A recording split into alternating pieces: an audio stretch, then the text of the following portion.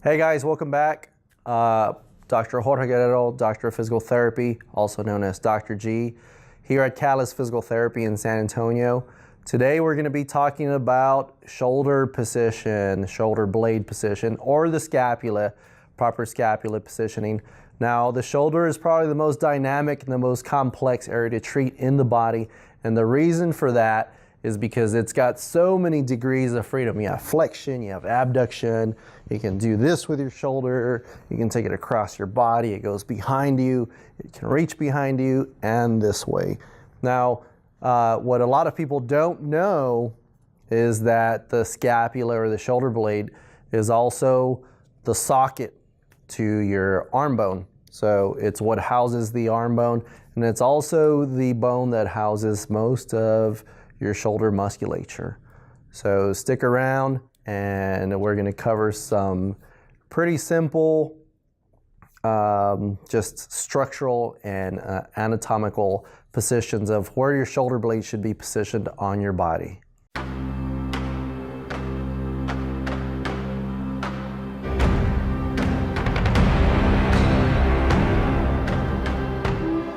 Okay, so today we have a subject that we are going to show you where the shoulder blade or the scapula should be relative to your body. Now, all the measurements or all the ideal positions that I give you on the shoulder blade today would be, they're not impossible to attain, but this is absolute perfection and muscle balance. So the best that you can get your shoulder blade in this position, the probably more asymptomatic you'll be as far as shoulder pain goes, as well as mid-back pain and neck pain. So to start off with here, there's a lot of videos out there that will show people moving their arms, and they'll show you, look at this dysfunctional or shoulder blade that's not moving properly, and it's really hard to see. So for example here, the shoulder blades are gonna sit here right about the mid-back, but what I'm gonna do is I'm gonna trace out our subject's shoulder blades today. So with that being said,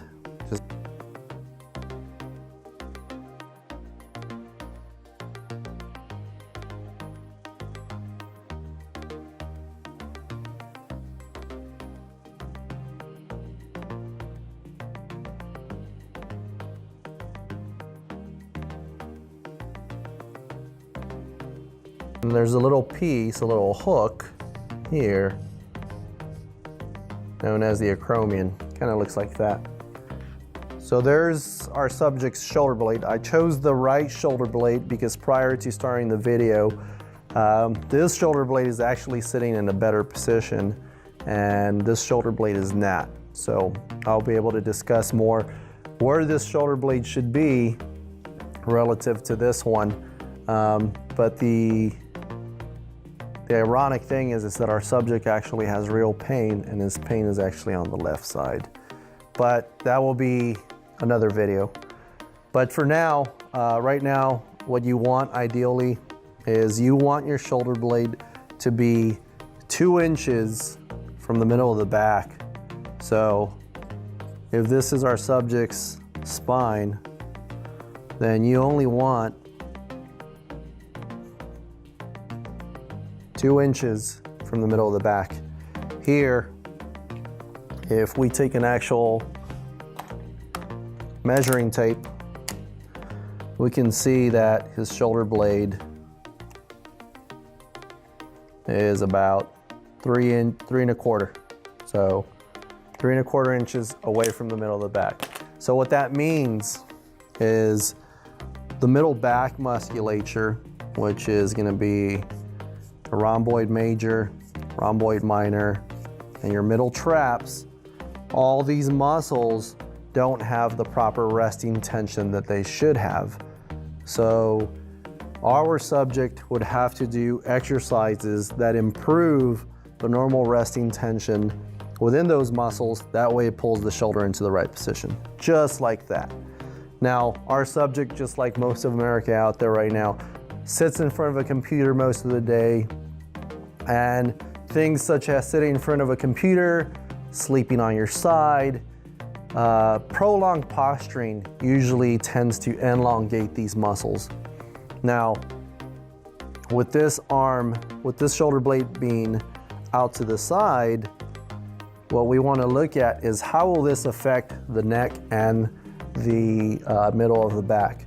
So without the proper tension across these muscles, you have now created more tension over the top of the shoulder, because now these muscles here are having to do the job of these muscles as well. So it sounds a little confusing at first, but if you don't have proper tension over a muscle group, that tension needs to be, or that work from that muscle group needs to be taken up by another muscle.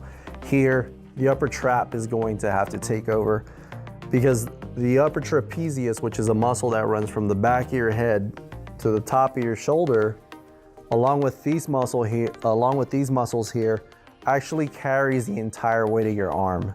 So arm weight varies between male and female, but on average, you're gonna find an arm to weigh anywhere from 10 to 17 pounds. And if these muscles are not properly tensioned or strong enough, then pretty much what's going to happen is you're gonna be carrying the weight of your arm with this area here. And that's when most people come in and say, I have a lot of tightness in my neck. Now, usually people will respond to tightness by doing what? Stretching it more. So they go and they stretch their neck, and it feels good. And the reason it feels good is because you have different types of nerve endings, and one of the nerve endings that you do have responds to stretch. So although the stretching feels good, it doesn't correct the problem. It only provides temporary relief because you're stimulating a certain type of nerve in that muscle. So what needs to happen here, if our subject were to have upper shoulder pain, he would have to actually strengthen these muscles here, bring that shoulder blade in, and now he actually is carrying the weight of not only his shoulder blade, but the weight of the entire arm with the muscles that are in between the shoulder blade, again, your rhomboids and your middle trap, as well as the upper trap. So over time, now you also have to add a weight. So resistance is key, weight is key. Over time, what will happen when you develop these muscles, eventually the neck symptoms disappear. And this goes for everybody, whether you're a young athlete or you're a throwing athlete, or if you're just a weekend warrior, or someone that just has hobbies around the house, that gardens or has little woodworking projects around the house. All this is important for you to attain in order for you to make sure you have the right shoulder blade in the right position. Now, I'm gonna have our subject lift the arm up. Go ahead and lift the arm up. There you go. Now, the shoulder blade does move, right? And when he lifts his shoulder blade, the shoulder blade is now here. So, things that I look for, there's a nice fold right through there. So that tells me his rotator cuff is nice and active. The upper trap is active, it's contracting, and his shoulder blade is actually reaching the middle of the body. So that's good scapular motion for the most part. Go ahead and bring the arm down. So the only problem that we have here is we don't have the proper resting tension over these muscles here. And just like that, by him actively holding his shoulder blade in the right position, he's already exercising the muscles that are supposed to be holding the shoulder blade in place.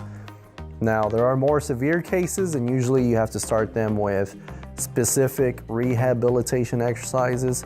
And once you start those specific rehabilitation exercises, you can make them more and more difficult to include either therapeutic exercise bands and also weights.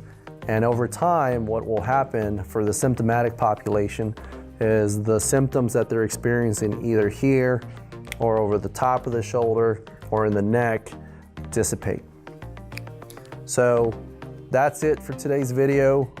Please like and subscribe for Catalyst Physical Therapy. The other thing is we still are accepting assessments. So this is exactly what an assessment would look like. If you would like to be assessed, if you're symptomatic and you just want to know where to start, click like and subscribe, and also comment, and we will randomly select an individual that would like a free assessment. Thanks again for watching. Jorge Guerrero, Dr. G, Callis Physical Therapy, San Antonio, Texas. We'll see you next time.